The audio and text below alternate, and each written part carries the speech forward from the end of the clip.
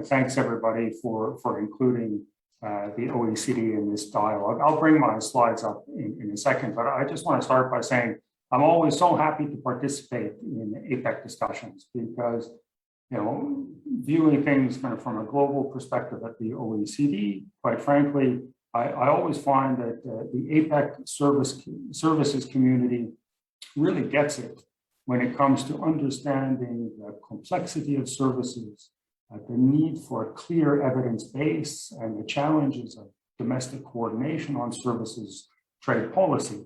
I think the fact that you even have an APEC services competitiveness roadmap proves this point. And what I'd like to do today is in order to ensure that your roadmap remains relevant going forward, I want to give 3 concrete suggestions on how you can advance your shared services agenda and boost services competitiveness post-pandemic through APEC initiatives, multilateral cooperation, and domestic action.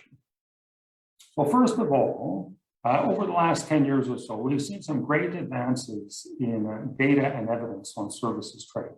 This makes services less complex, less abstract, and maybe facilitates political focus on the issue. And I think APEC has led the way in this. For example, the Services Competitiveness Roadmap in 2016 included a mandate to develop an APEC index for measuring the services regulatory environment across APEC economies. And the deadline for that work was to do so by 2020.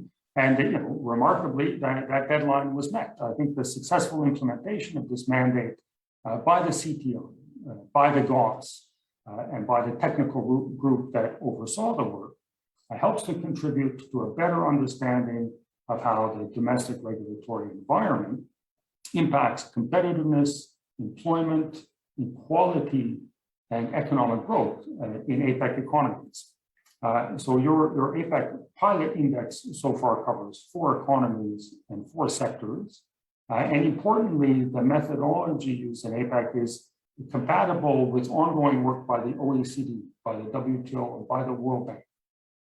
And your database is updated annually to ensure that it remains policy relevant in a changing policy environment. And as we were just talking about on digital trade, things change very quickly. And it's important that this information is kept up to date.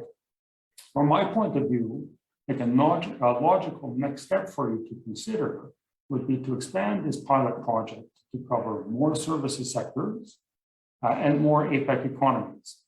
I think this is very feasible in terms of a near-term objective because their underlying regulatory information already exists in OECD and WTO databases. So it's a low-cost, high-impact step that APEC economies can take now. And will put you in a better position to address services trade challenges in the future. Now, why is it so important to continue expanding the body of data and evidence on services trade in APEC? And it's quite clearly because it makes it possible to compare the regulatory environment for services trade across economies and to quantify the gains from multilateral cooperation and the downsides of cross-border red tape, which leads me to my second suggestion. So the adoption and ambitious implementation of the WTO Joint Initiative on Services Domestic Regulation at MC12 represents an unprecedented opportunity to reduce services trade costs for businesses and consumers in APEC economies.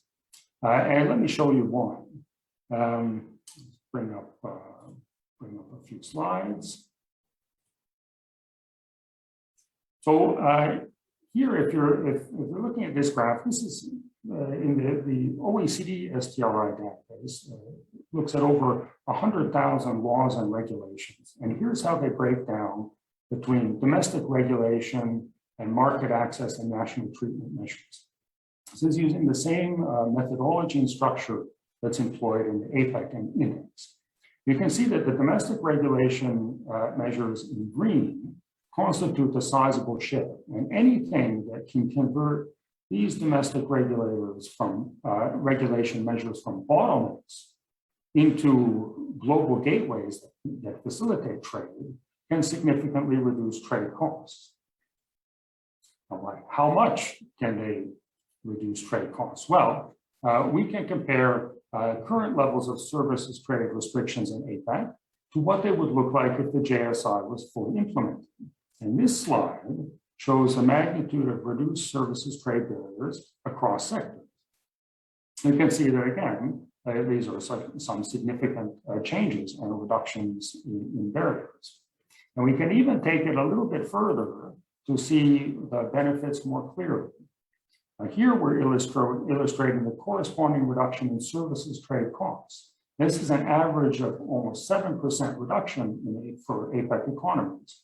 And when we perform similar analysis for G20 countries, for example, the services trade cost savings are very similar. So we think that the findings are relevant across all potential participants. And finally, by putting this in the context of total trade value, we can calculate the overall trade cost savings. We get this by calculating ad valorem equivalents of services restrictions using structural gravity analysis. And what we find is that the total relief resulting from the cutback of regulatory costs for services exporters and importers could amount to around $75 billion among APEC economies. If you stretch that to participation, assuming all G20 countries, that number goes up to over $140 billion annually. This is in sectors such as transportation, financial services, telecommunications, and business services. And from there, there's follow-on gains in terms of competitiveness, productivity, and employment across the entire economy. And given that exporting to new markets involves navigation of procedural hurdles and compliance costs, we also find that small and medium-sized enterprises will be the first to gain from such reforms. In fact, some of the information that we've recently published calculates that SMEs would enjoy an additional 2 to 3% cost reduction advantage relative to large firms. Now, I'm going to share that recent publication in the chat chain when I finish speaking. Now, this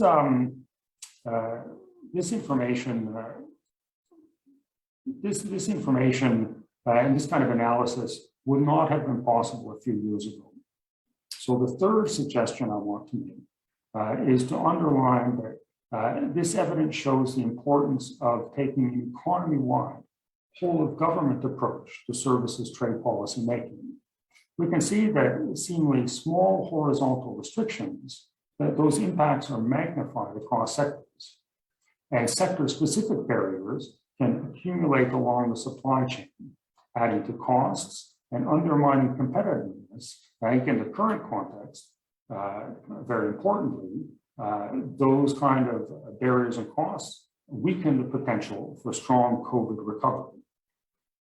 So your APEC services competitiveness roadmap and complementary work by the OECD and other international organizations provides the tools to adopt these kind of approaches.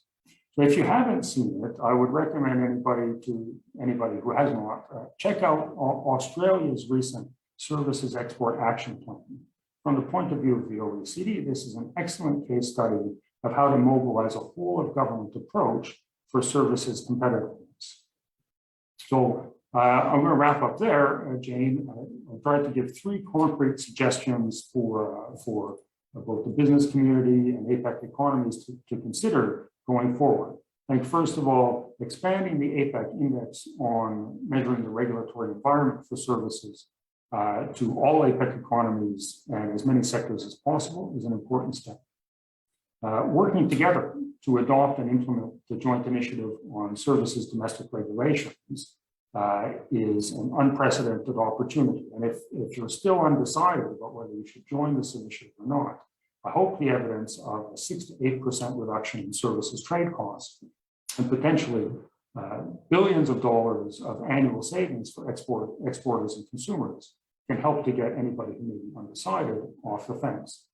And finally, working domestically to think about a whole-of-government approach to services trade competitiveness is absolutely essential to ensure that your economy remains competitive in the 21st century.